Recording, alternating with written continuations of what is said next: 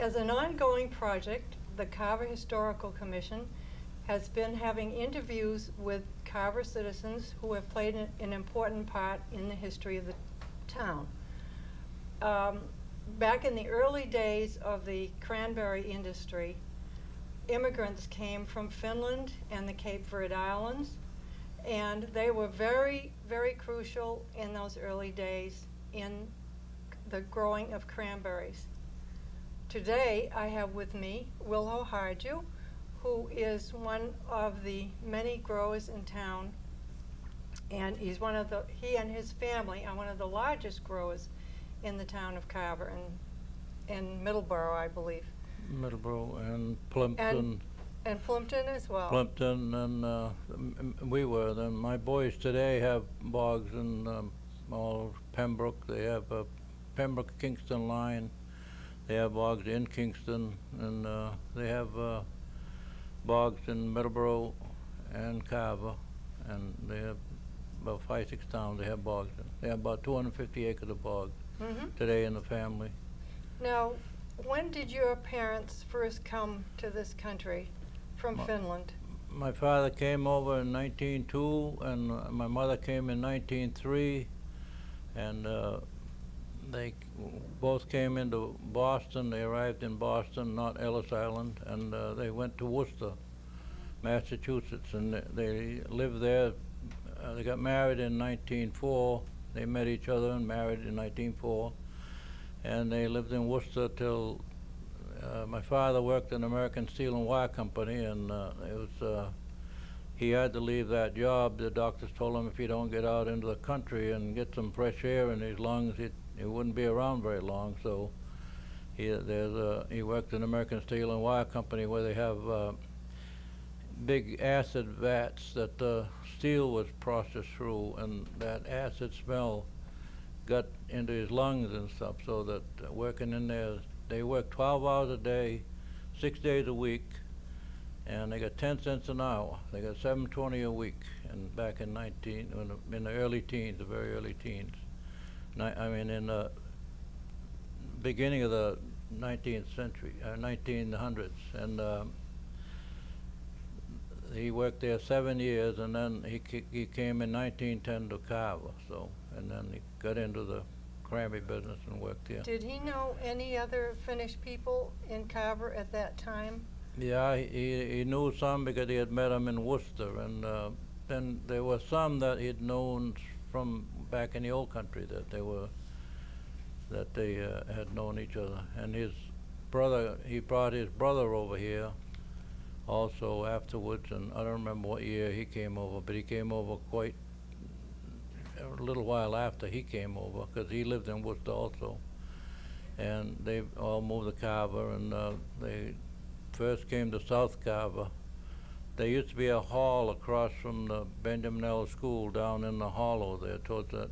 There used to be a little pond hole down there. I believe it was called Winthrop Hall. Yeah, and a lot of in them years when they came, a lot of people lived in there. I mean, a lot of people stayed there, and that was one of the landing places they got to, and they stayed there till they found a home to where they could live, not living there as a group. I guess it was kind of a group place where they lived, but they didn't have motels in them days. They didn't have welfare. They didn't have anything else. You were on your own, and when you came, you didn't have too many dollars in your pocket either, I don't think. So they kind of looked out for each other and helped each other, which is, I know my family took in people that needed a place to stay for a week or two until they found a place to stay, and my family took them in, and they stayed with us. Several families I know of, I could name. I don't care to mention them now, but I mean, there were some, quite a few. And that's the way not all families were that way, but there were a lot of families that would help each other and take in people that came into the town, till they found a place to stay and a job and stuff like that. Yes. Now, the jobs mostly had to do with the cranberry, working on bogs or carpentry, or what sort of things did they do? I think they all started on working on the bogs. That was the main thing, and They were familiar with cranberries because cranberries grew wild in Finland, and they used to pick them. The way they pick them there, they'd pick them when they were frosted, because they use less sugar that way. And they're same as what we use now. When they can them, they with canneries put them in freezers, and then they use them after they take them out of the freezer. But they let them freeze out in the marshes there and in the swamps where they picked them, and then they use them that way because sugar was hard to get, and they used less sugar that way.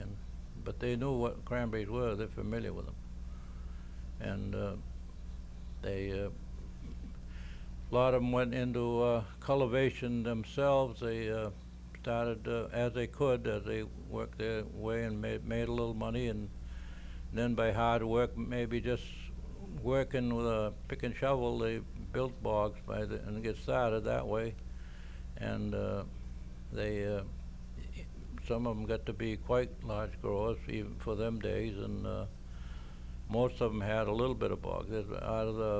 I figure there's about 43 or 44 families lived in Carver at one time, and at least 3/4 of them all owned a little bit of bog, at least a small piece of property and a bog.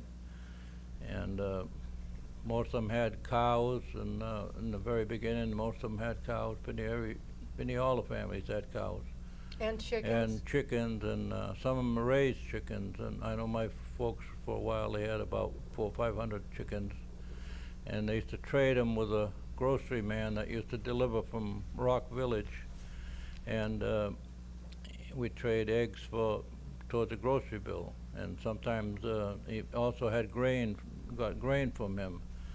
And sometimes the grocery bill was pretty big. And my father one time told him that, "I can't pay you too much because I didn't get much berries this year." And he said, "Mr. Harju," he says, "I'm not worried about you, but he said, there's a lot of people around here I'm worried about." But he said, "You're not one of them." So made him feel pretty good. And I think that they knew what kind of people they were. Most of the Finns were pretty trustworthy. And even the government was the only government that ever paid their war debt and World War I debt into this country. And most of the people were that way.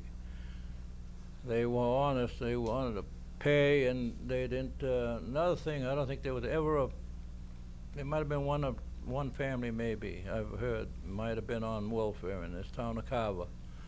But I don't know of any other family, that was ever on welfare. Some of them would rather starve, I think, than go on welfare.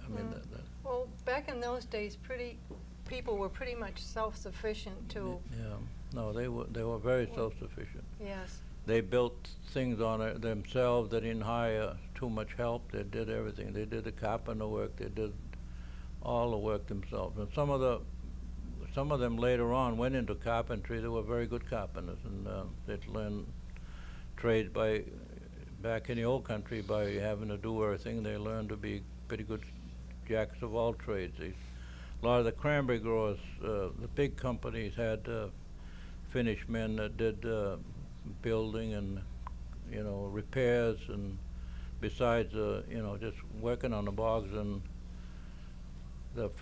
I think the three largest growers, which were Iran, Cape Cod, United Cape Cod, and Makepeace and Beaton Company years ago. The Beaton Company was J.J. Beaton Company, and most of their foremen were Finnish people and men, and most of their help that did like repair work and all that. And Makepeace even had them. They built scoops and snap machines and in the wintertime and worked at that, and they could do all that kind of work. So they were pretty valuable men in the industry. I think that from 1900s on, I think they were the real leaders in the industry as far as workers, and then now I think they're the leading growers.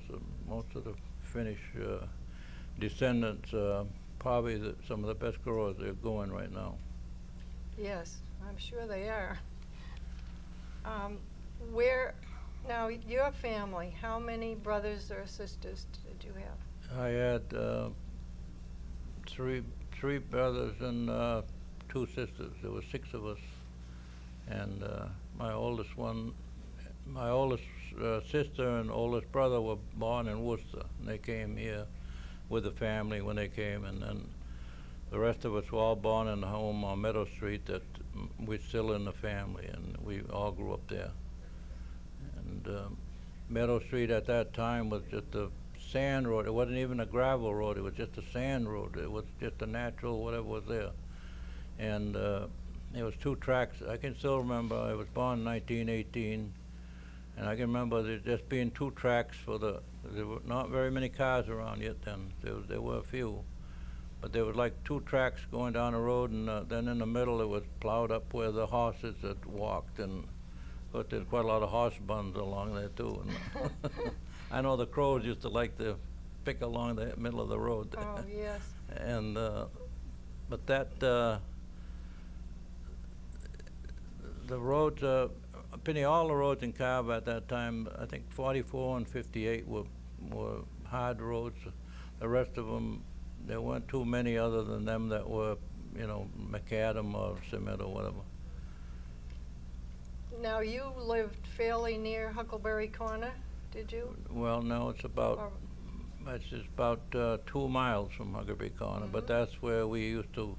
We were the last house on Meadow Street to go to the Huckleberry Corner school. All my brothers and sisters went there to school, and the year they closed it,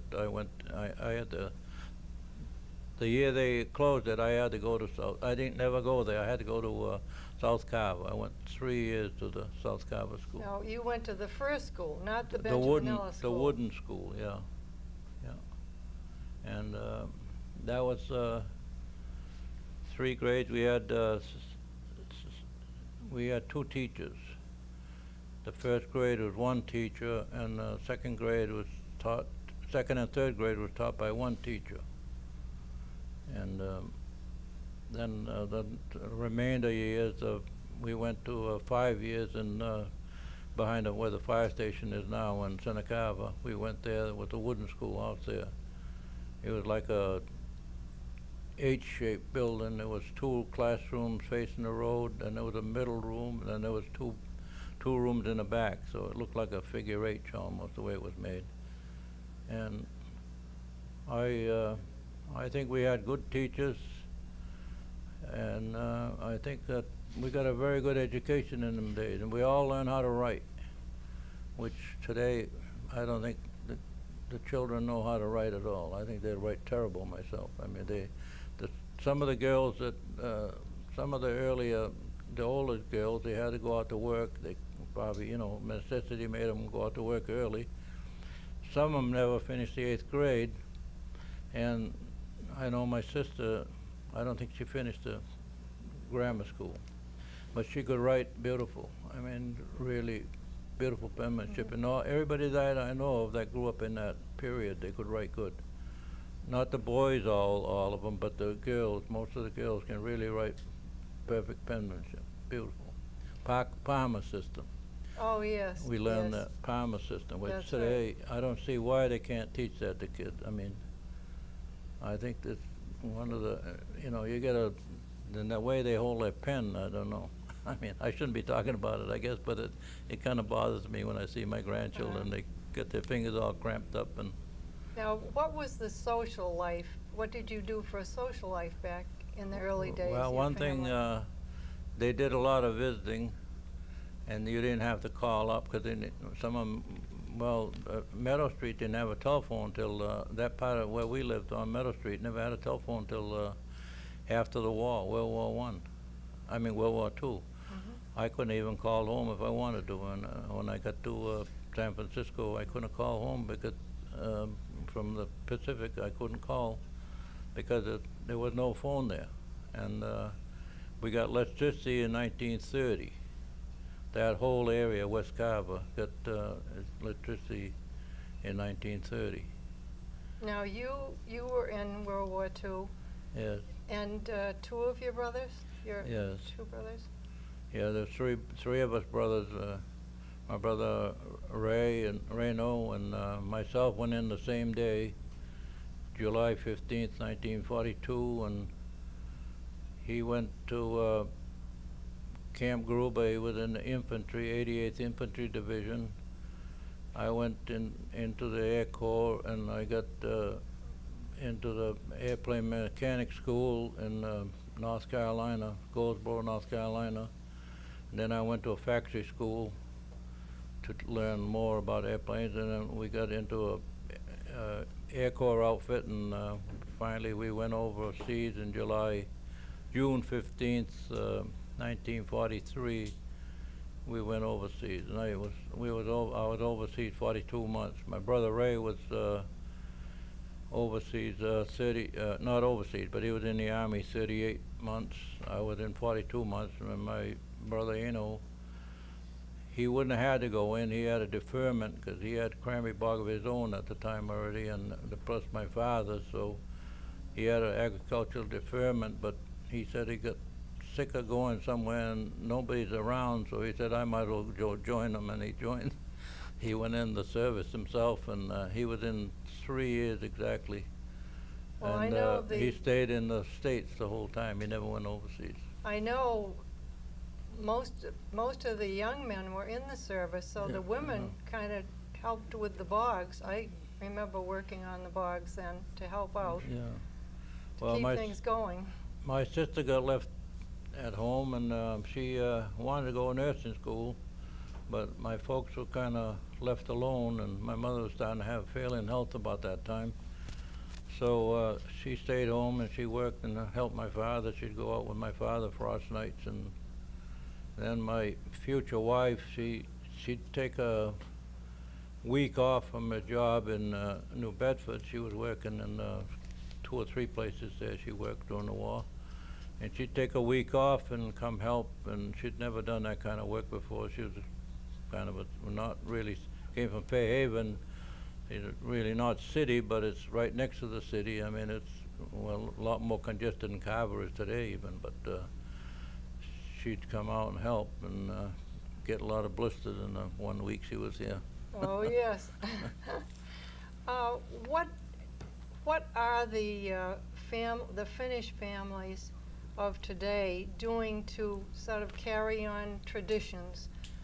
Are they doing something as I talk around more with these people, I've been trying to get up this thing about write up kind of a little small history of the Finnish people that came here, because I remember all of them.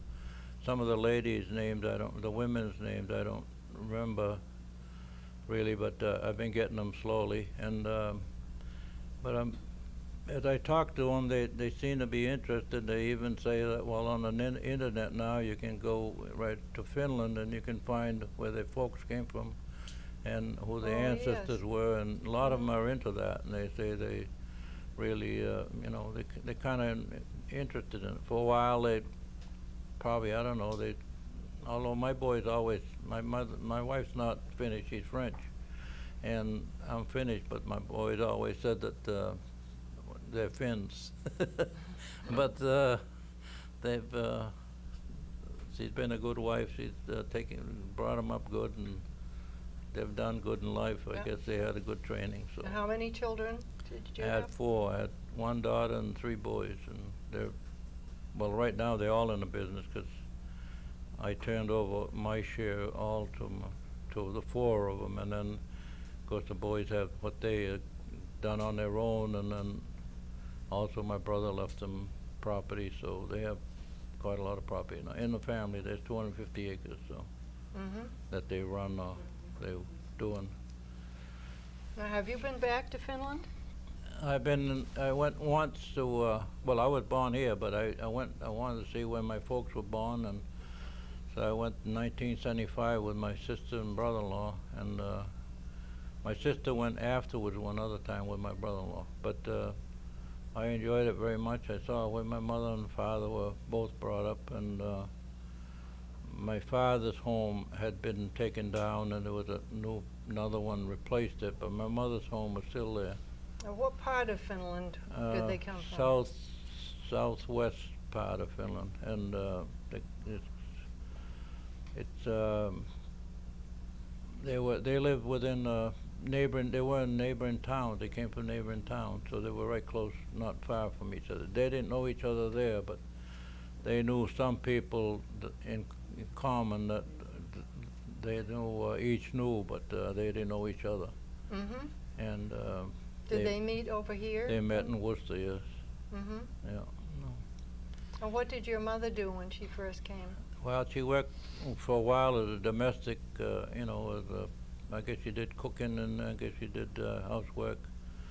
And then when she came here, well, she worked on the bogs, not too much outside except picking time. She used to work, they always worked for Clayton McFarland. He was always penny every year. That's the only one they ever worked for. And but she used to work at home all the time. And the Finnish women, they were the workhorses in the family. They did the taking care of the children, the cooking. They milked the cows. They worked in the fields. They worked on the bogs. They I don't know. My mother, I don't think she had a spare moment. And from the time she got up till when she went to bed. And sometimes I felt guilty that I think I've had it a lot easier than she ever had it. I mean, too bad that she couldn't have had life, that ease in life. They didn't have, because I say we didn't get electricity till 1930, so you had to use the old washboard, and that was the hardest way to do laundry. And then when electricity came, we got a washing machine, and there was no refrigeration. They had the old ice box, and everything was hard. Everything was just like pioneers almost. It wasn't much different. You had the old outhouse, and you didn't have indoor plumbing. You didn't have nothing. You had wood stoves, and so you really had nothing that you have today. I built my house, and I built counters. I thought I built plenty, but now they're just covered with all kinds of electrical gadgets and stuff that you can just about get anything on the counter anymore, because the microwaves, mixers and coffee pots and can openers, and I can't name them all. Yes. So it's so different today that it ain't funny. I know.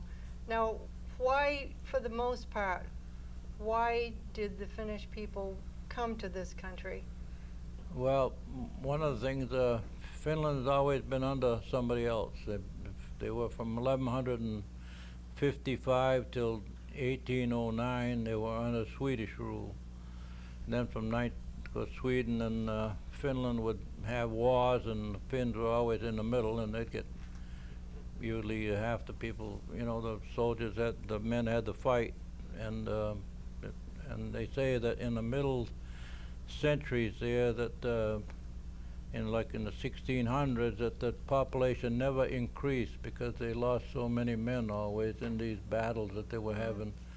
And then finally Russia beat Sweden in 1809, and they ruled Finland until 1917, when of course they had the Russian Revolution, which everybody knows about. The communists took over, so Finland declared itself independent. They figured it was a good time to say, well, we ain't going to be under anybody anymore, and they declared their independence. But the main reason a lot of them came over here was they had three Alexanders, Tsars, that were first, second, and third, that weren't, a couple of them were fairly good, and they let them have their own language, they let them have their own army and all that, and they had their own parliament, and they got along fairly good. But then Tsar Nicholas took over in 1893, I think it was.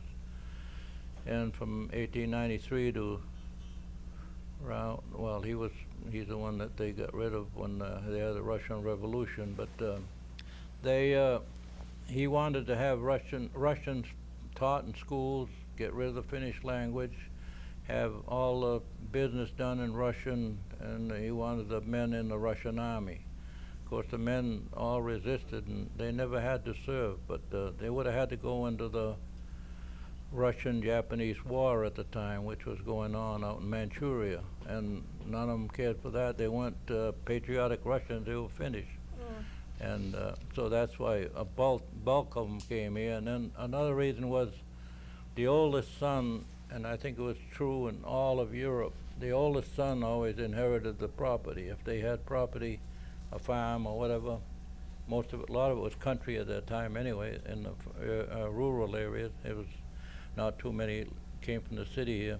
And the oldest son inherited. If there was other children, all they were there, it's like helping and probably get a suit of clothes out of it at the end of the year and their meals, and that was about what the extent of what you could look forward to the rest of your life. And there was no opportunity to get married or anything else because you couldn't have nothing to support them with. You told me an interesting thing about log cabins. Oh yes, they claim that when the Finns came here, they came under, of course, it was under Sweden, and it's called New Sweden in Delaware. They came over here in 1638, started the New Sweden colony in Delaware, Wilmington, Delaware. They landed, and they, of course, out of that, from what I've read articles. They said on the boat came over was a Dutch boat that they came on, but they had 4 Swedes that were in charge of course, they, being under Sweden there, the leaders were 4 leaders, I guess, on there that were Swedish, and the rest were Finnish. 92 were Finnish. And of course, well, myself, I call it shouldn't have been New Sweden, it should have been New Finland, but that's the way it was. But they figure that they brought over the log cabin because the English used boards. They whipsawed boards and even in Plymouth, they made the board houses, and the Finns came over and they made log houses, and they figured that they were the ones that originated the log house in this country. Of course, that's, I don't know if we can prove it from anything from that, but they say that they were the first ones to do it, so they kind of like to take recognition of that. Yes, that was very interesting, I thought.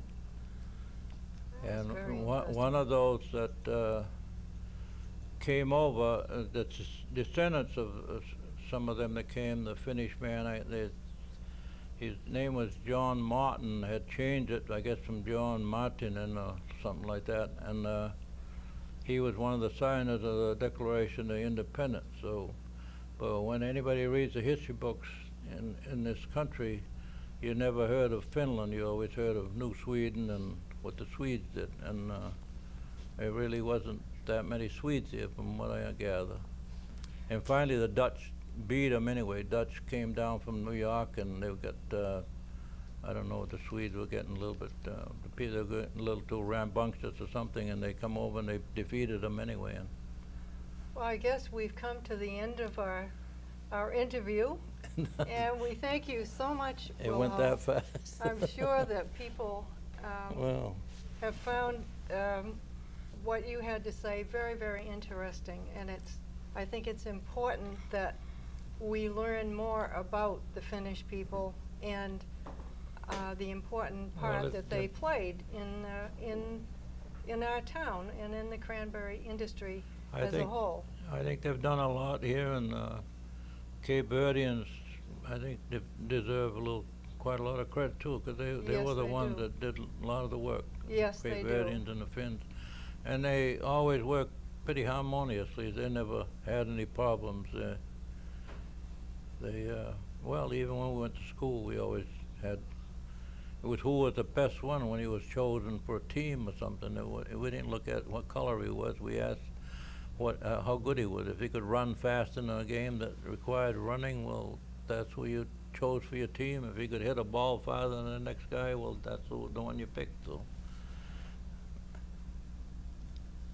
Thank you very much for joining us. Yeah. Well, Until next time. he went fast enough.